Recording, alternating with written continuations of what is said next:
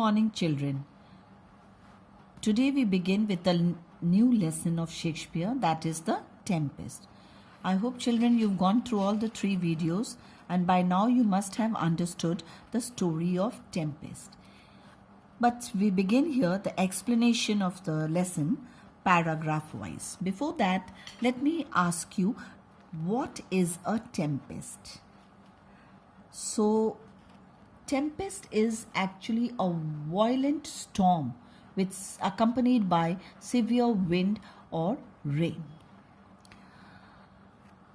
Let's begin the explanation paragraph wise. There was a certain island in the sea, the only inhabitants of which were an old man whose name was Prospero, and his daughter Miranda, a beautiful young lady. She came to this island so young that she had no memory of having seen any other human face than her father's. Her father's name was Prospero. So, The Tempest is said to be the last work of William Shakespeare. It tells us the story of a wizard who drives the ship to the island he lives on in order to undo something that had happened to him in the past. That means something bad must have happened to him. He wanted to set things in the right position. The play is set on an island where a magician called Prospero lives with his daughter Miranda, who was very beautiful. The only company is Ariel, a spirit that Prospero rescued, and Caliban, who was a monster that Prospero had enslaved. Miranda was very young the time when they reached the island, so she had not seen any other human face apart from her father's. Let's move on. They lived in a cave or a cell made out of rock. It was divided into several apartments, one of which Prospero called his study. There he kept his books, which chiefly treated of magic, a study of that time much affected by all the learned men, and the knowledge of this art he found very useful to him. For, being thrown by a strange chance upon this island, which had been enchanted by a witch called Sycorax, who died there a short time before his arrival, Prospero, by virtue of his art, released many good spirits that Sycorax had imprisoned in the bodies of large trees, because they refused to execute her wicked commands. These gentle spirits were ever after obedient to the will of Prospero. Of these, Ariel was the chief. So we see, children, that on the island there was a cave or a cell made out of rocks, and this was divided into different blocks. And in one of the blocks, Prospero had made his study, where he had kept all his books of magic. This study of magic, or an occult we say, was very useful to him, as by chance he was driven to this island which was enchanted by a wicked witch called Sycorax, who died just before Prospero reached the island. Actually, Sycorax had imprisoned many spirits, in the trunk of the trees, because they refused to obey Sycorax. But all these were released by Prospero. And so that is why they became very obedient to Prospero always. And one of the chief spirit was Ariel. The lively little spirit Ariel had nothing mischievous in his nature, except that he took rather too much pleasure in tormenting an ugly monster called Caliban, for he owed him a grudge, because he was the son of his old enemy Sycorax. This Caliban Prospero found in the woods a strange misshapen thing, far less human in form of an ape.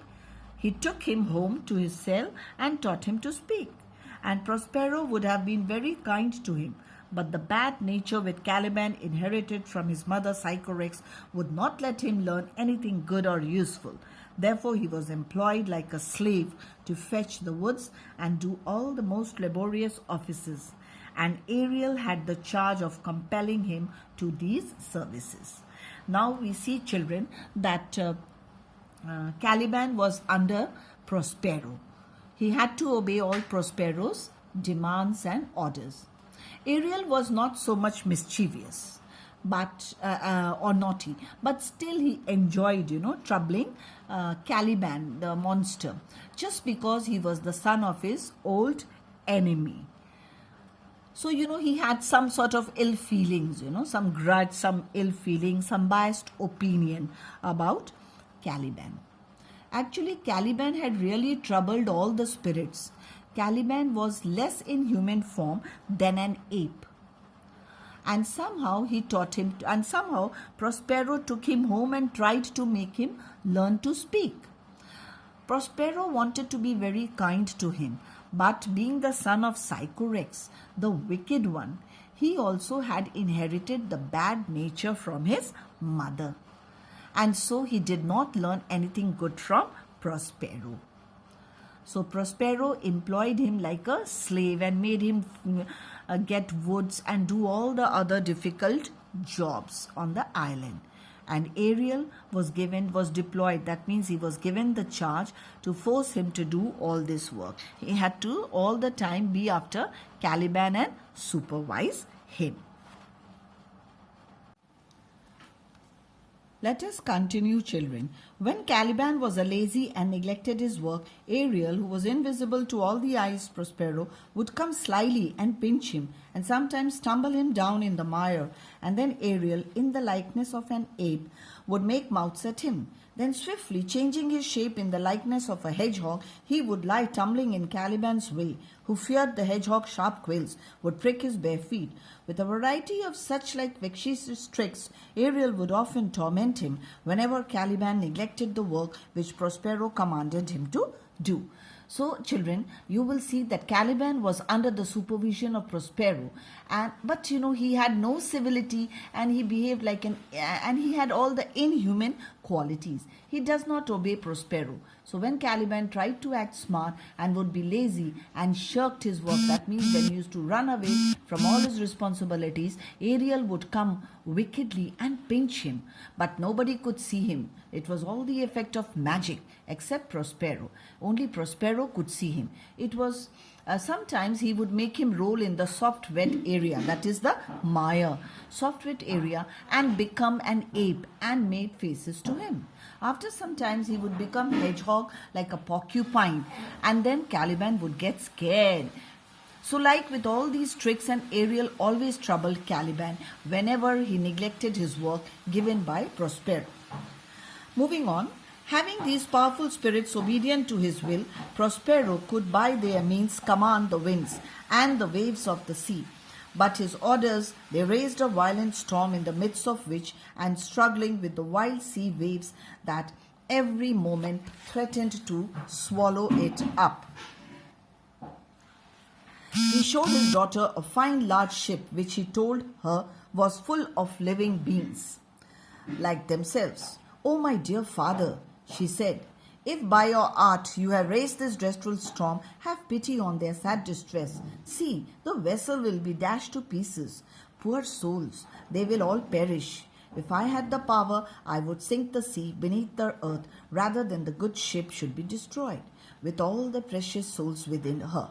So here you see, children, when the storm was raised with the help of magic, the spirits raised a storm on the order of Prospero.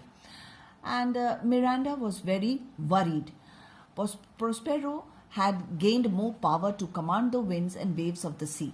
When Prospero ordered them, they raised a terrible storm, and amidst all these, Prospero showed Miranda a large ship approaching towards the island. That ship contained a lot of human beings.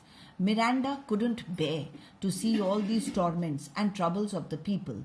She felt that the ship would dash against something and get destroyed, and all the people would perish. She wished that she could do something and save the life of them.